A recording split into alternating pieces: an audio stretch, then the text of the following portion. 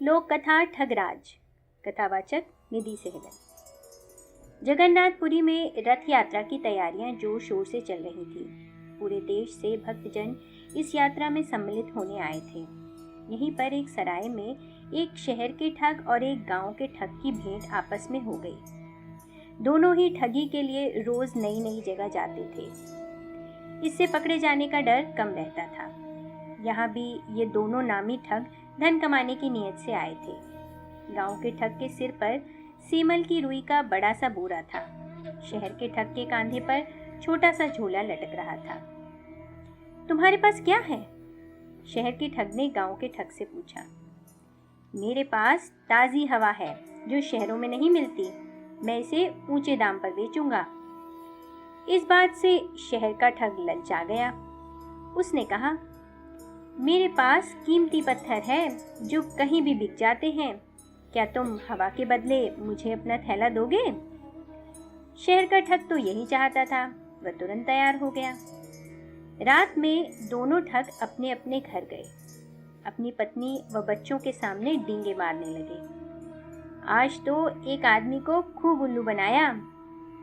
देखो, छोटे से कोयले के थैले के बदले बोरी भर शुद्ध कीमती हवा लाया हूँ।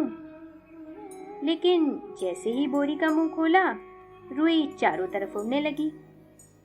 दूसरे ठग ने जब थैला खोला तो देखा उसमें कोयले थे। उसकी पत्नी ने ताना कसा, चलो आज ठग को भी किसी ने ठग लिया। कोई ढंग का काम तो तुम्हें करना नहीं है। अच्छा हुआ। अगले दिन फिर रास्ते में उनका आमना सामना हो गया। दोनों ने एक दूसरे को घूर कर देखा और फिर जोर से ठहाका लगाया। ये भी खूब रही, उस्तादों से उस्तादी। एक बोला, मैं तो किसी सुंदरी की आंख का काजल चुरा सकता हूँ।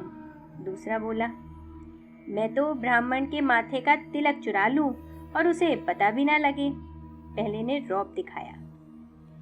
इस पर दोनों ने एक साथ ठगी करने की बात तय की। दोनों ने रात साथ में गुजारी। सवेरे वे एक घर में घुसे। वहां एक रईस बुढ़िया रहती थी। दोनों ने बुढ़िया के बारे में जानकारी आसपास के लोगों से इकट्ठी कर ली थी। वे बुढ़िया के पास गए, पैर छुए और बोले, बुआ, हम तुम्हारे भतीजे हैं। तुम तो इतने दिन से घर आई नहीं। अब मेरे लड़की की शादी में तुमको जरूर आना है।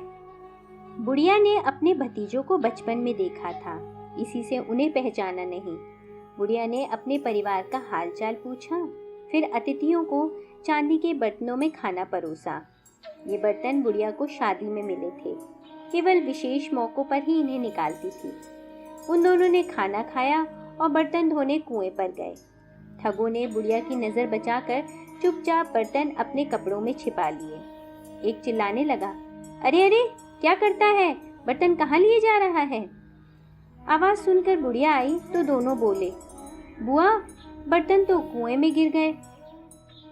बर्तन खोने से बुढ़िया दुखी हो गई और उसने कहा, बेटा, मैं तो तुम्हारे साथ नहीं चल सकती। मेरा बेटा तुम्हारे साथ शादी में जाएगा। बेटे ने उन दोनों को बर्तन छुपाते देख लिया था। उसने माँ के सामने कुछ नहीं कहा और अपने घोड़े पर बैठ इन दोनों के साथ चल दिया। चलते चलते रास्ते में दोनों ठग बोले, ए भैया, घोड़ा रोको, बड़ी भूख लगी है। हमारे पास तो पैसे हैं नहीं। तुम अमीर आदमी हो, जरा अच्छा खाना खिलवाओ। क्यों नहीं, इस जगह मेरा लेन देन चलता है। हमें कुछ भी खर्च नहीं करना पड़ेगा। युवक ने कहा। वो इन दोनों को सबक सिखाना चाहता था। ठीक है, ये तो बड़ी अच्छी बात है। दोनों ठग बोले, तुम लोग यहीं रुको, मैं इंतजाम करके आता हूँ। ऐसा कहकर वो युवक वहाँ एक व्यापारी के पास गया। गुपचुप बात की, फिर वापस आ गया और दोनों ठगों को व्यापारी के पास ले गया। व्यापारी ने युवक को धन दिया। वो धन लेकर जाने लगा तो दोनों ठग बोले, अरे भाई, अकेले कहाँ जाते हो? हम भी चलते हैं। नहीं, मुझे काम है, थोड़ी देर में आता हूँ।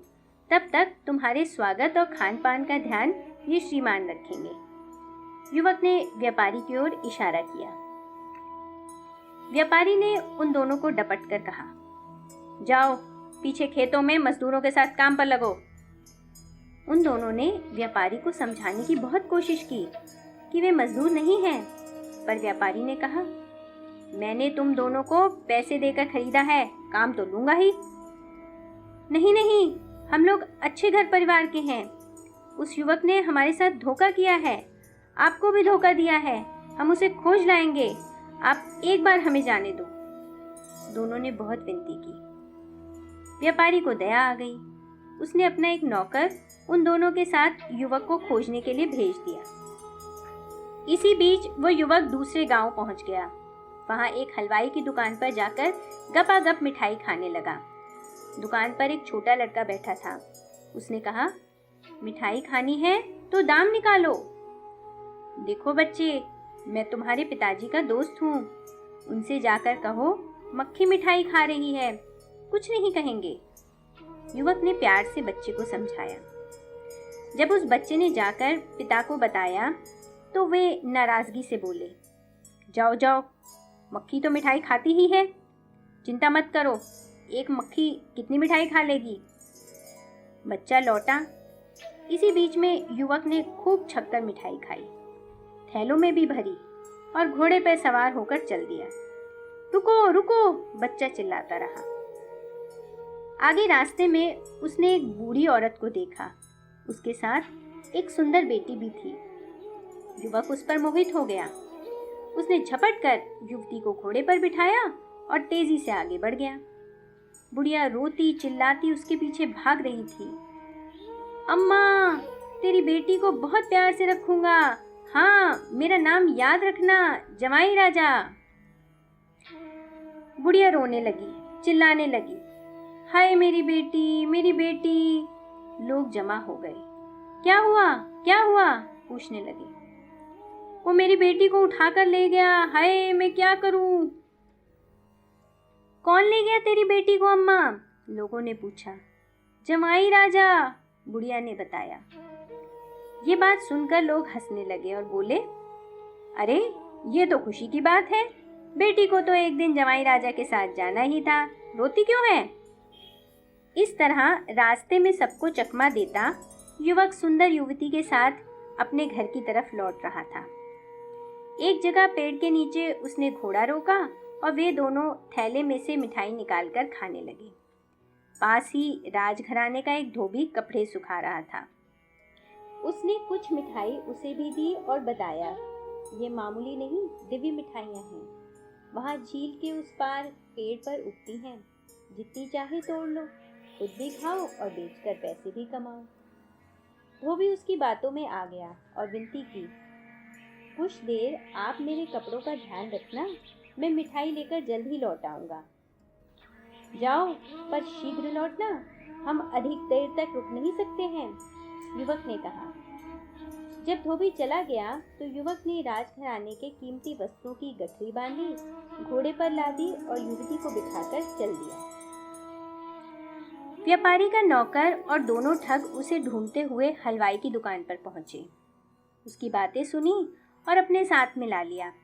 आगे बुढ़िया मिली, वो भी अपनी बेटी के लिए रो रही थी। अब इन पांचों की टोली युवक की तलाश में आगे बढ़ी तो देखा धोबी लुट जाने पर अपना सिर पीट रहा था। उसे भी साथ लिया। वे सब रास्ते में अपनी अपनी कहानी सुनाने लगे। सब क्रोध में थे और युवक को पकड़ना चाहते थे। अंततः एक गांव के बाहर इन लोगों ने उस युवक को पकड़ ही लिया। सबने उसका घेराव किया और धमकाने लगे। बचने का कोई उपाय न देखकर वो बोला, देखो भाई, आप सब मेरी बात सुनो, मैं कोई चोर उचक्का नहीं हूँ। मैं आप सबका सामान लौटा दूंगा, जो मिठाई मैंने खाई उसके पैसे भी दे दूंगा। मैं तो परख रहा था कि कैसे लोग आसानी से बेवकूफ़ बन जाते हैं। आप सब छोटे मोटे फ़ायदे के लिए मेरी बातों में आ गए। आज आप सब मेरे मेहमान हैं।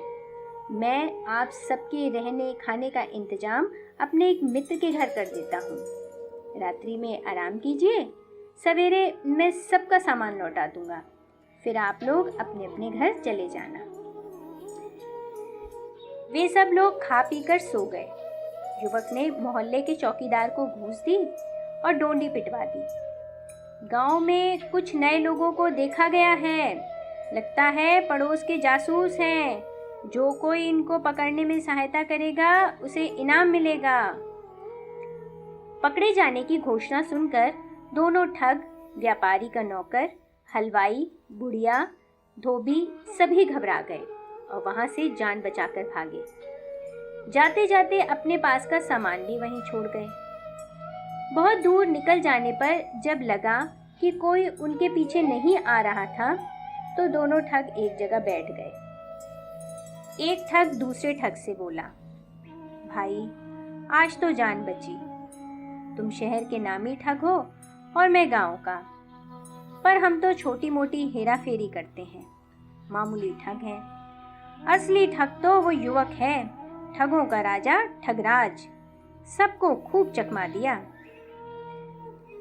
उधर उस युवक ने सबके भागने का तमाशा देखा।